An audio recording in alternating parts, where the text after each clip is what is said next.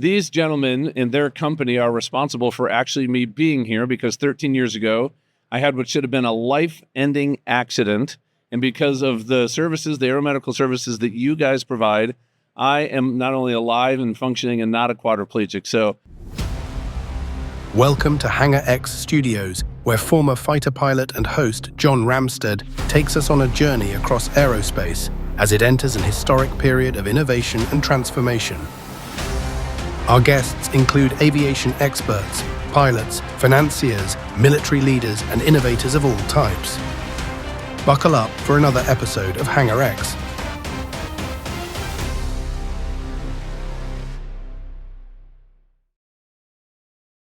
All right, hey, welcome to Hangar X Studios, and we're live at Verticon, and I am really excited about this interview. We're going to be interviewing both Kenny Morrow and John Vance from Metro Aviation, and these gentlemen and their company are responsible for actually me being here because 13 years ago, I had what should have been a life-ending accident, and because of the services, the aeromedical services that you guys provide, I am not only alive and functioning and not a quadriplegic. So I am so excited here to have you guys on, talk about this entire industry, tell a little bit of my story, I think, when we have John back on, who's from the pilot side. But Kenny Morrow, first of all, welcome to the podcast. Thank you very much. Thanks for having us. And we just figured this out 5 minutes ago. 5 minutes ago, as I was kind of telling my story. So this is really cool.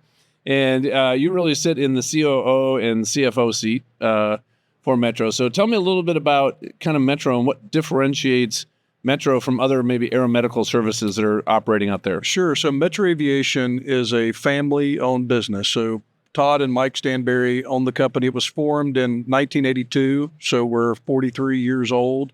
Again, family-owned, based in Shreveport, Louisiana. And there's really two sides of our business. One is that we operate aeromedical helicopters and airplanes for 42 different aeromedical programs all over the country. So these are hospitals or ambulance services that we provide services to.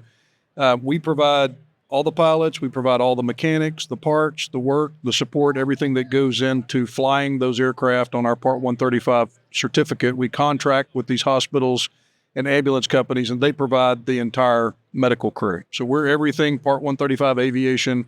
They're everything on the medical side of it. So that's one side of the business.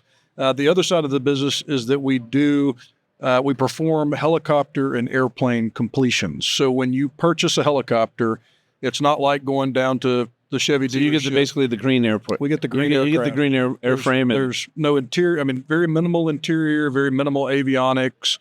We take the aircraft, we put all the avionics in it, we put the mission-specific equipment in the aircraft, we paint it, we put the air conditioning in it, all the things that need to happen to that aircraft. So we deliver about 35 aircraft per year out of our facility in Shreveport, Louisiana. We have a facility in Mount Pleasant, Pennsylvania called PAC International. Yep. That's also a Part 145 repair station. We deliver about a dozen aircraft a year out of that facility. And then our most recent expansion is called Metro Gulf. So it's in Lafayette, Louisiana. We're doing full avionics integrations on both rotor wing and fixed wing. So we're currently completing a caravan for Texas Department of Public Safety at that facility in Lafayette, Louisiana. So what's an avionics integration? So think of getting that green basic aircraft. It's got your basic navigational equipment in it. But you want radios specific to the region of the country that you're working in. We install our sister company or cousin company is called Outerlink, and we'll install Outerlink equipment, which tracks the aircraft and transmits data from the aircraft down to the ground in real time. And John can talk more about how we use that data to monitor the safety of our operations, monitor the health of the aircraft, monitor how the pilots are flying the aircraft. So again, those are the two sides of the business. We operate helicopters and airplanes, and then we also perform those big completions. On the operations side of the business, I think we have about 175 aircraft on our certificate. I was going to ask you, with 42 programs, how many aircraft is that? 175? 175. And we own about 75 of those aircraft. Our customers own about 100 of those aircraft. And that's really, as far as the ownership of the aircraft, that's really customer preference. Some want to be in the aircraft ownership business, some don't. So we're totally flexible with that. Now, from your seat, that's a lot of programs, a lot of aircraft, a lot of pilots, a lot of infrastructure, a lot of partnerships. How do you guys manage that from an operational standpoint? It's a lot. It's a big operation. The corporate headquarters is in Shreveport, Louisiana. So I'll sort of break it into components. We have the operation side of the business, which is what John's in charge of. So that's all the pilots that are flying the aircraft. We have the maintenance side. So the Part 135 maintenance department, our director of maintenance is Mark Breton, and he manages all those mechanics, or we call them maintainers now, but manages all those maintainers all over the country. And then we have the third leg of that stool is the safety department. So Brady Carpenter is our director of safety. Each of those individuals have regional managers that oversee their regions. And then at each program, we'll have an aviation site manager if it's a large enough program. If it's 2 bases or less, then we have lead pilots, lead mechanics at each of those programs. So it's a tiered system. The communication works really well, but our biggest challenge is we are a family-owned business. It's all about the family. It's the partnerships that we have with our customers and the things that we do to try to help our customers succeed. And as we get bigger and bigger, how do we maintain that family feel? And I think we've done a pretty good job so far. One of the things that we've implemented is what we call Metro University. Okay. So we've got a lot of really good pilots, a lot of really good mechanics, a lot of really good safety people. But how do we train them or equip them to be leaders? And so we teamed up with a company called WildSpark. Okay. And so WildSpark provides the curriculum. Okay. And then we don't impose or make it mandatory for anybody to participate, but anybody in Metro Aviation that's been with us at least a year can sign up and participate in Metro University. So WildSpark is the platform. Metro University is what we call it. And it's monthly learning modules. So you're put on a team with 5 or 6 other people, and each month your team goes through that learning module that teaches you how to have difficult conversations, or how to build the next generation of leader, or how to effectively communicate with people, or how to take care of yourself and make sure that you're regenerating and taking care of yourself emotionally and mentally. Well, I love that, because I know, as a military pilot, but also, the environment you guys work in, right? It's life and death situations, like literally. Super challenging. Very challenging. Last minute, there's a lot of stress, but that esprit de corps, that camaraderie, the friendship, it's the people that allows that to be successful 100%. And grow. That's you guys have been very intentional about that. Well, and we love everybody that works for us. We try to invest in them. We try to educate them. As a chief operating officer, our focus on our employees is to make sure that we're paying them enough. We provide full medical benefits for our employee and dependents with no payroll deduction. So the health care that we provide is at no cost to our employees. Now, if their spouse has health care coverage available to them through their employer, they can do then that. That's primary, and then we kick in as a secondary. So we want them to be financially stable.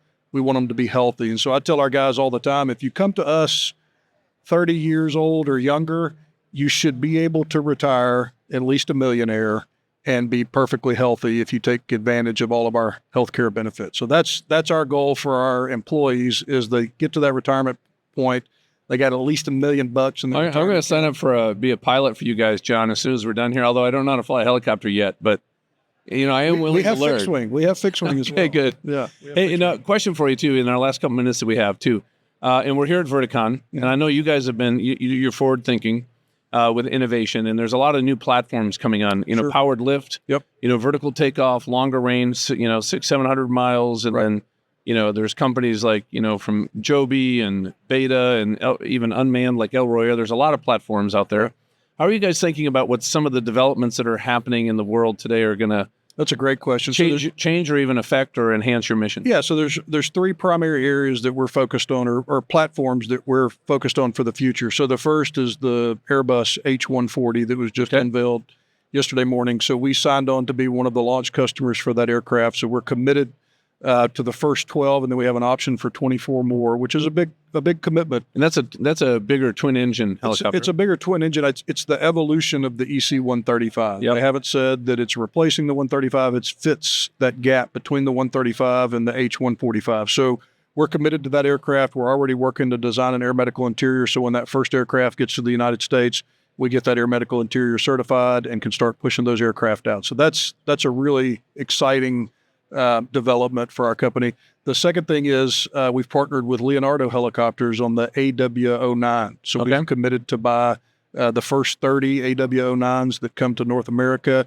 and we're a distributor for Leonardo for the AW09. We actually have a fuselage, a factory manufactured fuselage, not serialized, in our facility now that we're using to mock up the air medical interior and get ready to certify the air medical interior for the AW09. And then the third platform is Beta. So we've partnered with Beta to develop an air medical interior for their aircraft. They sent us what they call a buck. So it's a prototype fuselage. We just got it last week. And so we're developing an air medical interior for that. We've ordered one aircraft, the VTOL version. So they have a CTOL, which is conventional, and then the VTOL, which is vertical. So we've ordered a vertical aircraft and hope to get that in the next few years and start testing it and figure out what's going on, because they're doing some really, really innovative stuff. Kenny, thank you so much for being here. That was fascinating, and I can't wait for our next conversation. Thank you so much, man. Keep knocking them alive, literally.